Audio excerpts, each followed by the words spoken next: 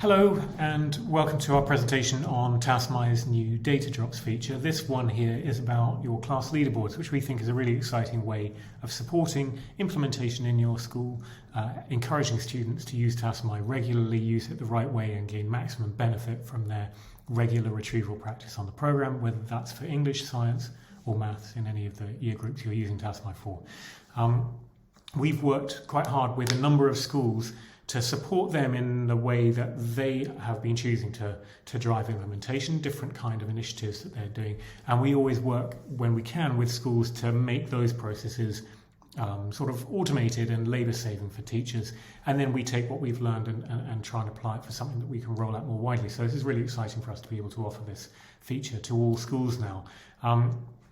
Our little presentation, introductions we've sort of had, I'm going to show you these instant leaderboard sheets or sheet, something that, as I say, you'll have access to as soon as you request it. I'll explain to you how it works, give you a bit of the background into what's going on. We'll look at how you can use this sheet to rank any given class of students or even a whole year group in terms of their different kinds of usage.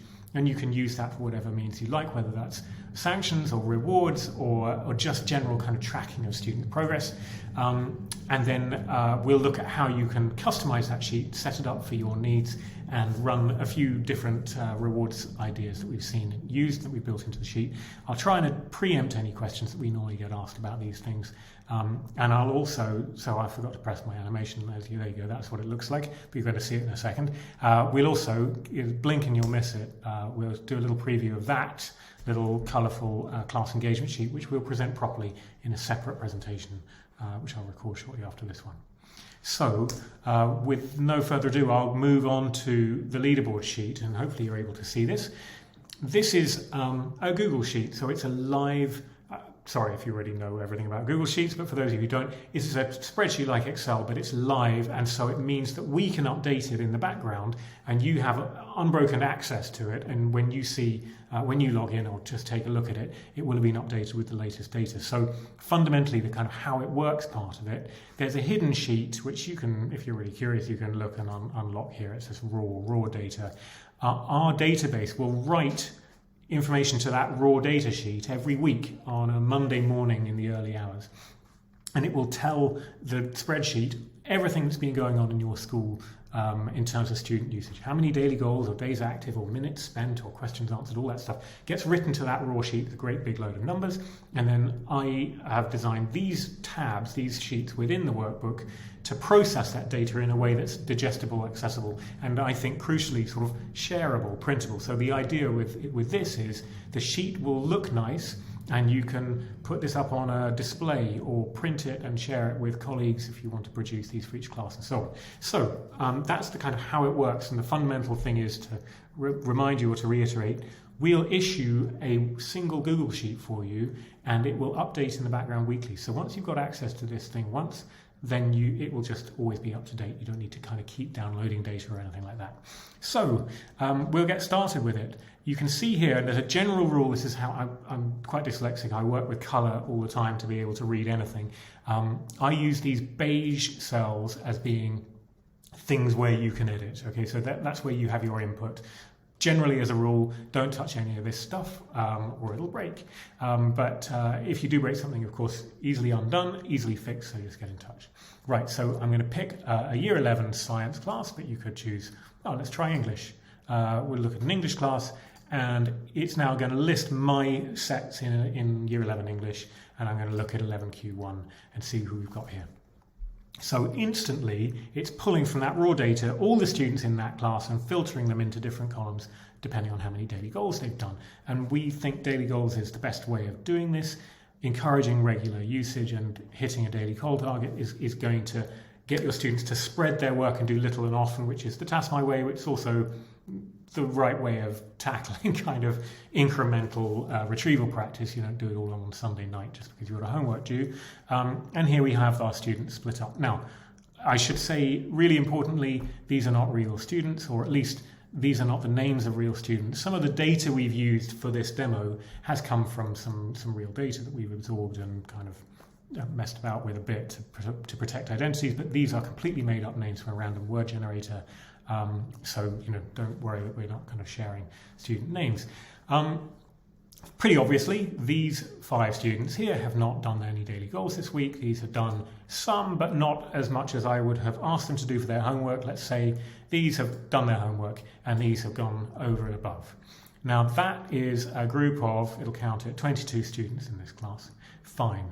Of these 22 students, 3 or 4 of them are also here in our grey bar, which, as it says, are students with low accuracy or low time spent. Now, the reason for that's fairly obvious. If you tell students you have to do 4 daily goals a week to avoid detention, if you do that, you'll get some who just get on and click away as fast as they can to get their homework done, and they're not trying. And you want to be able to catch those bits of data, find out who they are, and be able to have a conversation with them, a chat with them about how they're using it, or even apply some exemptions to rewards you might have, or even include them in some sanction group. So this just tells you who's been a naughty boy or a girl for answering too low accuracy. Okay, so the other part of this, pretty obviously, is this leaderboard, and here we have ranked our 22 students, ranked by how many daily goals they've achieved in this case. So we don't have anyone with 7, but that's fine. We've got a couple with 6 and so on down. Now, there you can choose what category you rank them by. So you could rank them by questions correct, and there you go, you get that ranking. Or accuracy, super. So you have this kind of thing to do your different rankings within a class if you wanted to put this up on screen and share it with students, or to give a prize within a class for the person with the highest, whatever that might be. So you have that instantly. Now, this is where it gets sort of not complex, but where you would want to perhaps make adjustments to fit your use case and fit your context and so on. And here I need to point out to you where it says here, change settings, press plus here, arrow, arrow. It's pointing up this plus point here. So if I click that, it just expands these columns. And this is where you can now set this table up to do what you want it to do rather than what we tell you it should do, because we appreciate obviously every school is going to have its different implementation strategies and requirements. So when I said don't edit these cells, that was because you can set what they say here in this panel. So you could say detention is actually up to 1. If you did 1, you're still in the detention category. And do you see how all those names just jumped across? Those are the people who've done 1 daily goal and they've been recategorized. I'd prefer to keep that as 0. I mean, these people have done 1 daily goal, they've done something, so maybe they're in the nudge category. But you might want to say, it's not detention, but it's email home. Email, and if you put that, then it changes that category there. So you can make this display, if you minimize this again, you can make this display what you want it to say without having to kind of mess about with it too much. So, you can see how this works basically. Let's say we're setting a high expectation, and that's, you set your numbers like that and you get that setting up. So I'm just going to put that back how it was. Whoops. Okay, back where we were. The next thing here was this minimum requirement. This is the setting, the level of accuracy that's going to put somebody in this grey category. So I would say 50 is an absolute minimum on Tassomai. I know 50% is a good score for lower ability students in an exam or a test, but this isn't the same. Tassomai, as you know, I hope, is a self-setting, self-differentiating, adaptive program that will alter the rate of scaffolding and repetition and spacing and interleaving in order to adjust to students' ability. So a lower ability student will have easier quizzes and a greater chance of success. And if somebody is below 50%, they are probably not doing it in the right spirit of the thing. And we'd want you to be able to identify them and have that conversation with them to try and push their accuracy up. The sweet spot is anything from 60 to 80. So I'd recommend you start with 50% as a minimum accuracy, and then you push it up over time.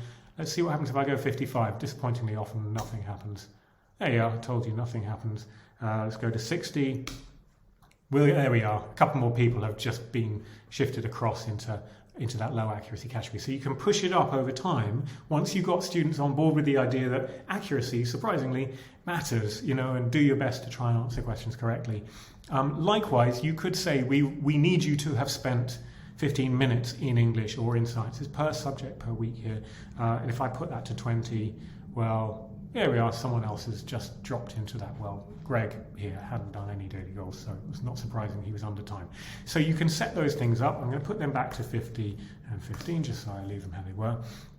But then this last bit, well, I'll skip this bit for a second, just to point out here, in this box, you have a button here where you can get a link to my calendar and set up an appointment. If you want to talk through any of this and discuss anything with me, you can use that button there and it'll connect to my calendar. But yeah, the important last bit is to point out how you can exempt these, I think that's four students. You can exempt them from the leaderboard. So where are these students? Buena and Leone haven't done anything, so they're definitely in the under time and zero accuracy.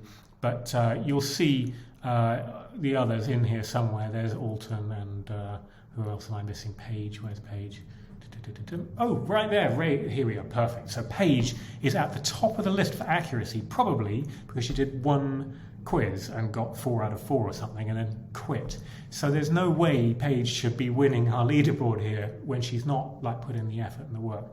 There she is, no daily goals and under time. So that's what this button's all about. So you can click this and anyone who's in the grey is knocked out of the leaderboard, and there she is, she's gone. So she quite rightly isn't going to win the prize for highest accuracy when she's not spent 15 minutes on Tassomai and kind of got some skin in the game. So that's that. And I'd recommend you leave that ticked, but of course you'll want to untick it to see where everyone sat, of course. And likewise, you see that now nobody under 50% is in the sheet. So you can, again, rank by all these different categories. So particularly if you're ranking by days active or daily goals, which is a nice kind of system for encouraging achievable achievements, then yes, you don't want to have somebody at the top of the list with 7 daily goals who was just spamming it. So this exception blocks them out.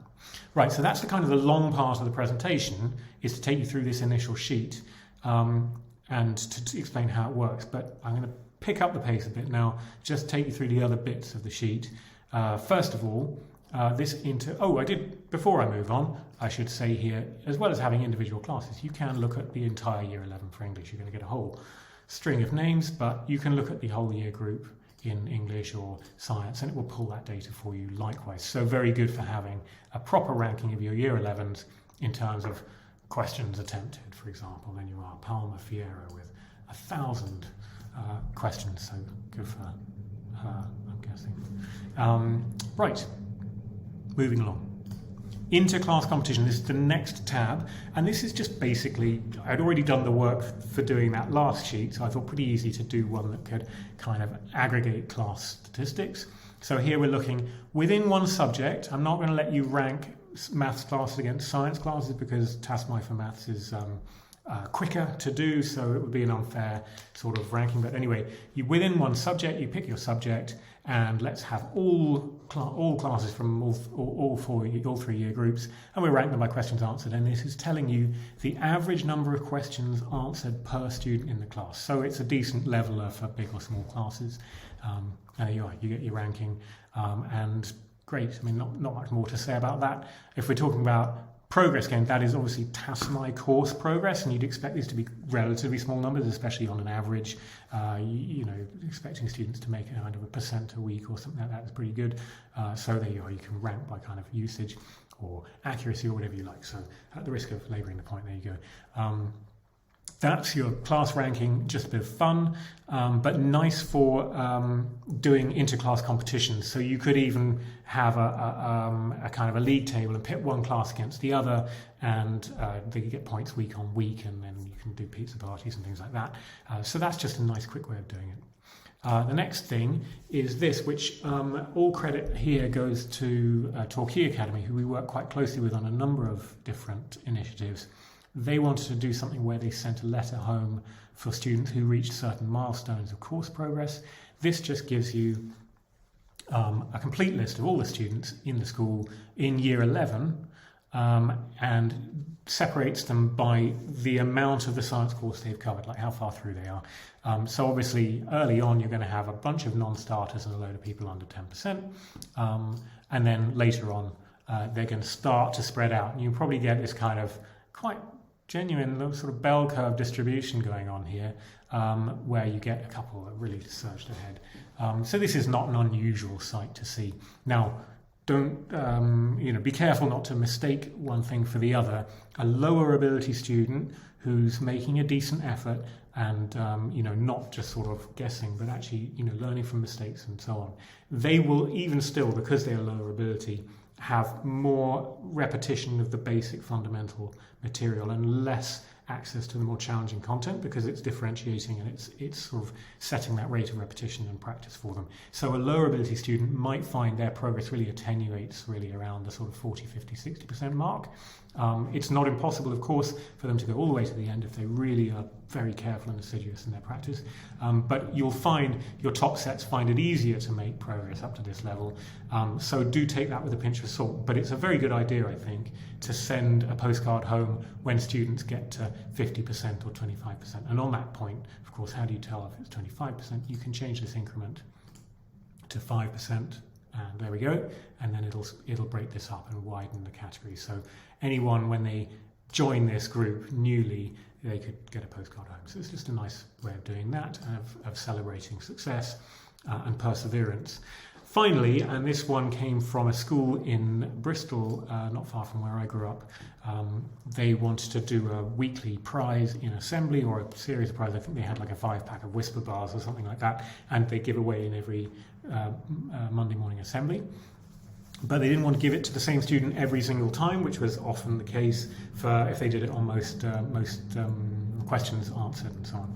So this is just a raffle, and it does explain it all here, but essentially we take your sample, so you want year 11, or let's have everyone, let's have all 3 year groups, and let's have all 3, no, let's just have one subject that's slightly easier to follow.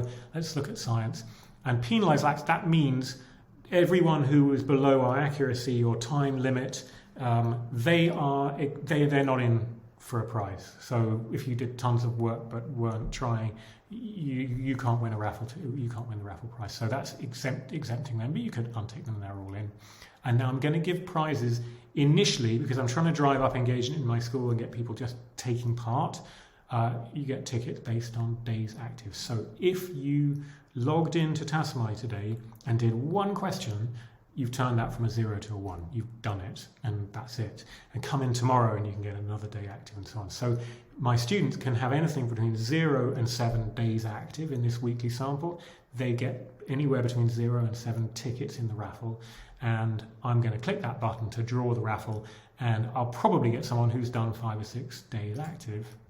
Come on. Oh, wow. Cornell Cruzen is lucky with three days active. But that's kind of the fun of it for me, is you can get every so often some lucky so-and-so who does 1 day active and wins the prize. But if I'm giving away 5 whispers, there you are, there's a 6er, another 3, 7, that's more like it, and another 3. Wow, so we really had 3 lucky winners with 3 days active. But I like that. I think it's a really great leveler. The range of data there is 0 to 7. So our hardest working, always winning the prize student is not going to outrun that hard to reach student who we've persuaded to come and do 3 days on their daily goal. And we had actually somebody do it. I just want to prove a point. Yes, it doesn't always pick out 3 winners. So that's where I start. Days active, really easy to get students on board, get them into the habit, get them taking part, and get them in with a chance of winning prize. Then we slowly upgrade it to daily goals achieved. Now you've got to log in and actually do your 40 questions or 20 questions or whatever set. Of course, Troy here, who's done 7 daily goals, done it every day last week, will have really reduced his daily goal target and be on this streak where it's really achievable. So good for him. And I'm going to just keep drawing. Obviously, this is just a random formula, so every time you change anything in the sheet, it'll change the answer. But there we are, and we're pulling some of these names are amazing. As I say, they are randomly generated, but there you go. So you've pulled out some daily goals achieved. Then you can sort of graduate to things like accuracy, where every percentage accuracy is a ticket, or you could say start looking at things like questions correct or questions answered, where now the people who've done 1,000 questions or 500 questions are really in with a great chance. Now, if you did look at all subjects, Then, if students have English, Maths and Science on Tassomai, then you'll find, of course, that now they don't have a limit of 7 days active, they have 21 days active because it's active days per discipline, I believe. So we're just going to test that theory now and see who wins. Can we get a winner with, oh, maybe I'm telling a lie. No, 7 seems to be, okay, so it is doing sort of days active regardless of subject. But it might not be the case with daily goals. I think in daily goals, you can now have sort of more than 7. There we are, 19 daily goals because we've got 7 days times 3 subjects. Phew. Okay, so that's your implementation support around sort of rewarding activity with the raffle, the race, the interclass competition, and I think most importantly, this kind of class-by-class view of daily goals, which, again, to go back to the beginning, you can click on here and customize, set it up how you want it to be. So that kind of concludes in 20 minutes and 40 seconds. Hopefully I haven't kept too long, the kind of run through of this. But of course, the most commonly sort of FA'd queue is, how do I get this? Well, you just need to get in touch with us and say, please can we launch our data drops, and we'll launch them for you. We'll send you the link and you can bookmark that and check into it any time. It does take 1 overnight to populate with data, so if we set it up with you at 5 in the evening, the following morning it'll be there and ready for you. Another common question is, can we have this data talking about the period from Thursday to Wednesday? At the moment, not. This is data drop from Monday to Sunday. We kind of have to do certain things to protect our kind of server load and costs. So it's done like that for now. It's not to say we wouldn't in future make it something we could do on a custom basis, but we're not going to do that anytime in the immediate future. I would say we've seen schools use this very successfully on last week's data, even if their Year 11 assembly is on a Thursday, it sort of doesn't matter. It's just slightly out of date data, but it is good data and it's accurate, and the mechanisms there I think are really helpful, so it saves a lot of time, and I think people quickly overlook the fact that it's slightly lagging. But we can also do various customizations. I love nothing more than playing with spreadsheets for people. So if you want the sheet to do something that you haven't seen here and you want to share that idea with me, I will do the work to try and make it happen for you. And then that may, in the end, benefit other colleagues in other schools who would potentially want the same thing. So please keep in touch. Let me know what you think of this. And I really do hope you take it up and use it to support better implementation of the product in your school. We really are all about trying to give you the maximum value for your investment in the program, both in terms of like resource and time. And we think this is going to really help, and we hope you think so too. Just to finish up as a teaser, there you are. This is the other sheet where we can show you, if you're head of department or a senior leader in the school, which classes are using Tassomai really well and which ones aren't using it quite so well. This will be the subject of a separate presentation that I'm going to record almost immediately after this. I'll still be wearing the same shirt. So do have a look for that if you want to see this presentation. I'll get onto that straight away afterwards. So thank you so much for your time and attention. Really appreciate you taking a look at it. Do get in touch, ask questions, or ask for your data drop. And if you're using it and you like it, please do share it. Share news of its use on social media and other channels to let others know that this resource is out there for them if they perhaps haven't heard about it directly from us. It's always good to spread the word, and we really appreciate what you do to do that for us. So thanks very much, and thanks for watching. Bye-bye.